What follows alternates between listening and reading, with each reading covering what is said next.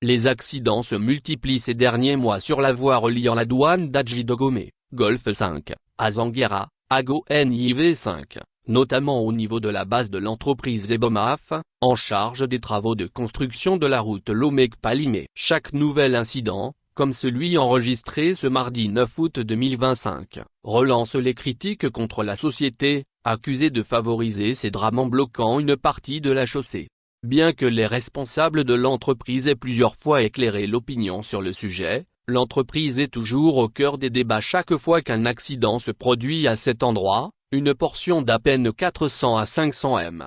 Dans leurs interventions, les responsables pointent plutôt du doigt l'incivisme des usagers de cette voie. Téléphone au volant, excès de vitesse et non-respect des signalisations, entre autres. Je m'incline d'abord devant toutes les victimes blessées depuis le début de ce grand projet qui est une fierté pour le Togo, a déclaré un responsable de l'entreprise. Il rappelle que la base d'Adji-Dogomé abrite les bureaux, les magasins, la centrale à béton et les ateliers mécaniques, et qu'elle est installée depuis le lancement du chantier.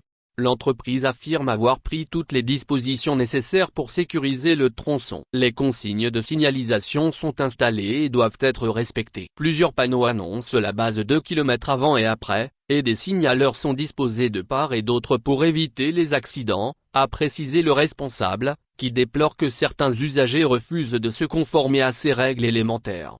Les vraies causes, vitesse et téléphone au volant. Pour Ebomaf, pointer du doigt sa base est une fausse piste. En un mot, c'est l'incivisme qui est à la base des accidents et non la présence de notre base, insiste le responsable. Il cite d'ailleurs d'autres points noirs de la circulation, il n'y a pas de base au carrefour de l'Yp ni au rond-point du marché, et pourtant les accidents y sont plus fréquents. En réalité, ce sont l'excès de vitesse, l'utilisation du téléphone au volant et sur les motos qui entraînent ces incidents malheureux. L'entreprise lance, enfin, un appel solennel aux usagers de la route. La vie humaine est sacrée, et la précaution en circulation doit être comme l'air indispensable à notre respiration. Au-delà des accusations et des justifications, une certitude demeure, la sécurité sur cette voie dépendra de la vigilance des conducteurs, mais aussi d'une meilleure synergie entre autorités, entreprises et usagers. Mots-clés, accident,